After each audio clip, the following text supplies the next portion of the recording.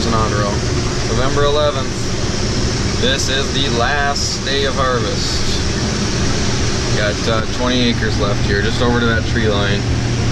There's probably 20-25 acres, so we are almost there, and we're gonna fight mud up by the house here behind me.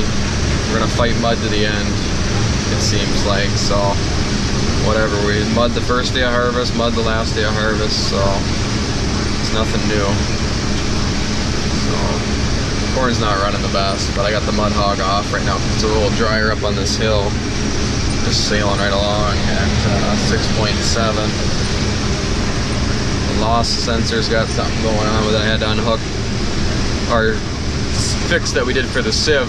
One of the loss sensors broke off for some reason. I don't know if it had vibration next to it with that brace we put in. So the loss sensor broke off. But oh well. It didn't really work from the beginning with it. When you turn the lights on, it definitely didn't work at night. So it is what it is. And whatever, we're done. We're gonna be done here in the next few minutes. So hoping this is only gonna take about 2 hours, and then we're gonna go do like, I don't know, 5 or 6 acres of custom work. It's too muddy for somebody with their two-wheel drive combine. So we're gonna go pound that 5 or 6 acres out, and then possibly go back to one other field and get like maybe another acre off a low wet spot that may be dried up, but probably not, because we don't want to wreck anything. We'll probably just end up leaving it, but we'll see what we do. But today is going to be the last day. Try to drive one-handed. I don't have the camera on a mount or nothing. So this field's 70 acres, Crossroads 35, so this one farm together is 105 acres, but there's a couple wet spots and ponds that we don't farm anymore, so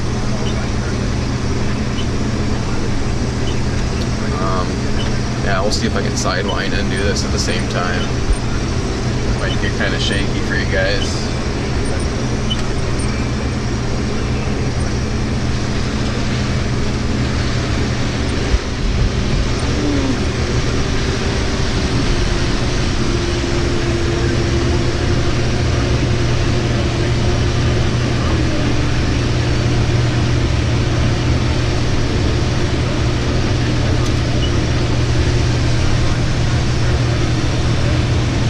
In the long rounds was going like 160 bushels, 165 bushels an acre at like 14.7%, so that was pretty darn good for this area. Usually this farm's so wet, it doesn't do very good, but over here it's not the best in these short rounds where it's wet and on the hill. So whatever, it is what it is. November 11th, we're wrapping up harvest this year. I think it's a week and a day longer than we did last year, but this is the most acreage this combine's ever been across, and it's probably the muddiest fall I've ever been a part of. So just under 1,500 acres with this combine in mud the whole way, with a 6-row head and a 25-foot bean head. So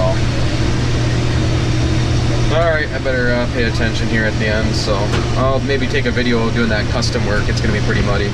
Well, ladies and gentlemen, there it is. I got like 1 acre up by the house that's along a slough, kind of goes through the middle of it because the tile line broke. A few years back we put one in, but I don't know if it's either not keeping up or it broke again or something happened. It goes under the highway and yeah, whatever, but I won't videotape that just because it's muddy. It's going to be hard picking, and you guys have seen enough mud. But cruising along at 6.5 miles an hour. And there's the end right there. It looks like about 18 more rows, maybe 12 to 18. There may be some odd ones from the headlands, but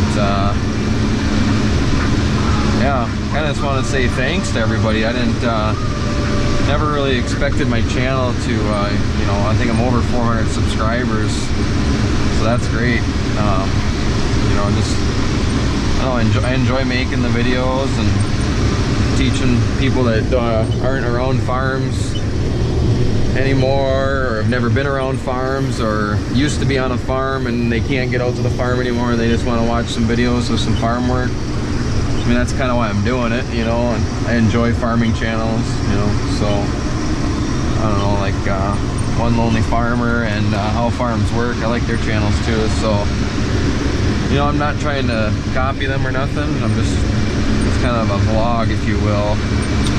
kind of kept up with our harvest. So I don't know if I'll combine the two or whatever, but yeah, it's just shy of 1,500 acres. It's been muddy the whole way. I got stuck the first day. I'll be fighting mud my last day. So it's been a battle. And you know, we pulled out the combine 4 times. The grain cart got stuck twice that we just unloaded into the wagons and were able to drive out. We had 2 semis get stuck in one day that we pulled. I mean, it's just been a battle. But I'm extremely grateful that nobody got hurt, besides a few bumps and bruises and a little scratches here and there. But it's dangerous pulling stuff out of the mud. You know, we've had an accident before, and I'm extremely grateful that everything went smoothly this year. Had a few snafus with the combine, with the sieve arm. I'll put those videos all together. We had it break twice. Once, then we welded it, and then the second time I came up with a brace, and the guy found a nice piece of metal that worked for a second brace really nice. So you know, aside from that, really the combine, aside from that and the we had the O-ring go out on the one side hub, on the one side hub of the mud hog. A little muddy down here. There's a washout that kind of feeds this corner. And then we had the feeder house got kind of loose. It must have gotten, we figured it got loose, and then it jumped the sprocket on one side, and it was a head one tooth on one side, and so it was crooked. So that was an easy fix. We fixed that in, I don't know, 45 minutes. Put that back on the chain that it was supposed to be on, the link or whatever you want to call it, and we were back going. So, but other than that, we treated the combine good. You know, we got a lot of pre-harvest preventative maintenance type stuff done. We did a lot of greasing every day. We're real religious about the greasing, the corn head greasing, air filters, fuel filters, oil filters. I mean, I don't show a lot of that just because that would be kind of boring in my opinion, and I'm not the best at editing for like fast forward and stuff yet. But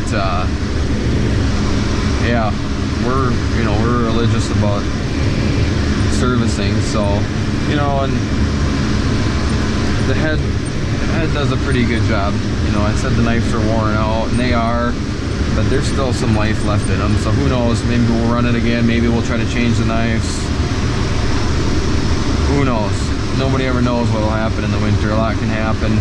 It definitely was a not a good yielding year, probably, I would say. I don't know, I'm not the one that does the numbers, I just come out and help them. But it was just so wet.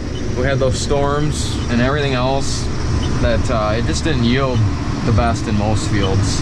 Of course, he has insurance, so that'll help him, but it was just a bad year, just a real bad year. Started out dry in the spring, and yeah, it just never dried out. We haven't had rain probably for 2 weeks, I want to say. It hasn't rained. And we're still fighting mud 2 weeks later. That's how wet the ground was. 2 weeks later of no rain and 70-degree weather in the middle of November, and we're still fighting mud. It's unbelievable how muddy it is. So whatever, we dealt with it. That's how you do. You just gotta roll with the punches. And yeah, thanks again. And you know, there's a lot of tillage. We hooked the plow up to the 8870 that was pulling the wagons, and the ripper's still on the 8970. And you know, I'm probably gonna end up doing some tillage. I have to go back to work for I got 4 days of work, and then I got 5 days off again. So I'll probably do some tillage on those 5 days off. I'll try to get all my harvest videos probably posted, you know, on my days that I'm working. You know, and they'll get caught up because I'm a few days behind posting. And but yeah, November 11th, we are wrapping up harvest. Tillage is going to be another story, but it's just good to have the crop out. I'm going to unload this little bit before I go down into the mud, and then yeah, we'll go from there.